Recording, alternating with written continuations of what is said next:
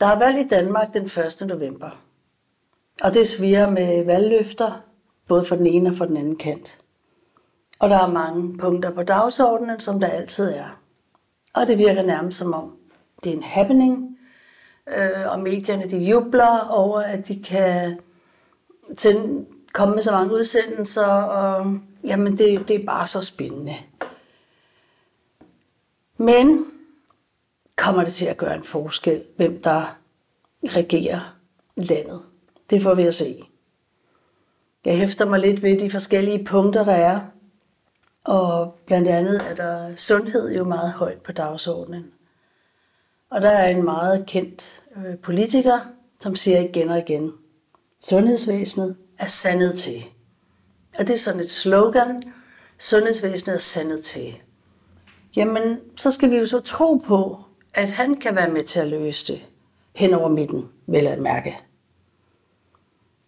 Og folk står med alle deres erfaringer omkring alle de løfter, der blev givet sidste gang, og med alle deres personlige beretninger om, hvorfor det bare ikke virker. Eller måske rettere, at det ikke virker. Fordi det er netop det, vi burde spørge om. Det er hvorfor, i stedet for bare at love guld og grønne skove. Det er det, man kalder hensigtserklæringer. Men det er der ikke så meget kød på, som det at stå på mål for noget, som man tidligere har lanceret skulle virke. Og det savner jeg lidt, at der bliver spurgt, hvorfor. Der er meget, der får skylden. Corona selvfølgelig.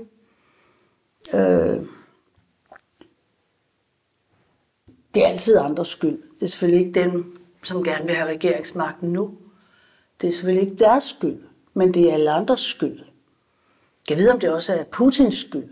Altså det er jo nærmest sådan et mantra, hvor man kører de der forskellige mantraer, som man ligesom, nå ja, det er derfor, det er på grund af krig, det er på grund af det, det er på grund af det, men det kunne også godt være, at man ikke havde forvaltet midlerne ordentligt, og man faktisk ikke havde fået spurgt om det her, hvorfor, og virkelig gået i dybden med at få løst opgaven i forhold til det såkaldte velfærdssamfund, som vi har skabt over de sidste 50 år.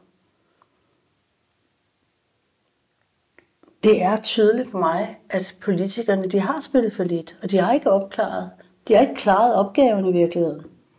Og man kunne måske sige netop det her, sundheden er syg. Det, der skulle være sundhed, det er blevet sygt. Men så kan man jo spørge, hvorfor er der så mange syge, og hvorfor er der så få til at passe dem? En nævnte, at flere mennesker kommer til lægen med flere sygdomme end før. Før havde de måske 1 eller 2 sygdomme, og nu har de nogle gange op mod 6-7 forskellige sygdomme. Jeg synes at vi skal begynde at sige, hvad er det, der sker? Jeg har ikke svarene, jeg kommer ikke med svarene her. Jeg har egentlig bare en overskrift over den her video, der hedder Hvorfor? Med rigtig store bogstaver. Så der er et andet emne, mangel på arbejdskraft. Og man diskuterer så nu, hvor mange udlændinge man skal hente ind for at løse opgaven. Og hvor meget de ligesom skal tjene og præmisserne omkring det her.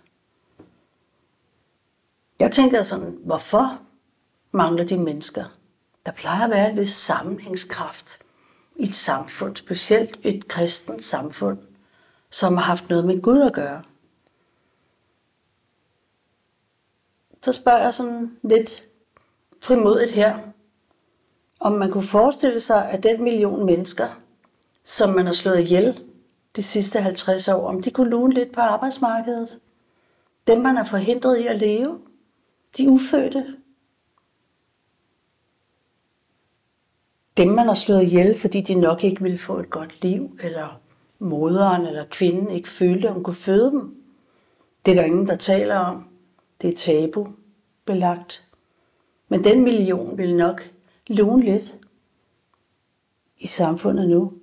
I stedet for, at vi skal tage fremmede mennesker ind, som ikke kan sproget, som har en anden kultur, og som har svært ved det. Så er der energikrise, og hjælpepakker. Det er meget bekvemt at lukke et samfund ned og slagte et helt erhverv med økonomisk ruin til følge for masser af mennesker. Og så bagefter skylde på corona og krig. Jeg er med på, at det burde være staten, der betalte alles regninger i en krisetid. Det er jo fællesskabet. Men det er sjovt, det virker kun det der med fællesskabet, når det går den ene vej. De har jo konfiskeret alle folks penge, masser af folks penge i årtier, og forvaltet det på tossede måder. Og når folk så virkelig har brug for det, så er der ikke ret mange penge den anden vej. Og så er det som om, man skal være så taknemmelig for at få 600 kroner om måneden. 3-4 måneder efter, man har haft en regning, som har ligget og vokset. Der er bare noget, der er fuldstændig forskruet. Altså, skal fællesskabet ikke virke? Både den ene og den anden vej? Nej, det er ikke et godt system. Det er et øvsystem for folk, og folk lider under det.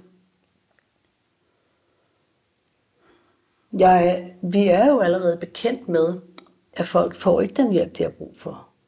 Så hvad er der at gøre? Altså, man må tage sagen i egen hånd, altså når man ikke kan få noget, altså når man ikke kan få staten til at hjælpe en, når det virkelig krisen krasser.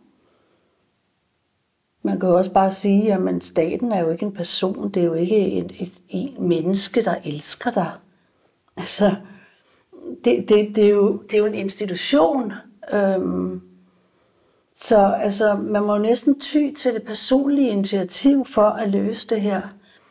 Og der er jo et slogan, i hvert fald i Bibelen, omkring altså det med at elske sin næste. Og der tænker jeg bare, jamen altså, det har da altid været naturligt for mig, uanset om jeg har betalt min skat, eller om jeg burde have fået noget af staten. Det har jeg da ikke skelet til, hvis der er et menneske, der er i nød. Altså, staten elsker dig ikke, men du kan vælge at elske andre mennesker. Så det er altså tid for det personlige initiativ.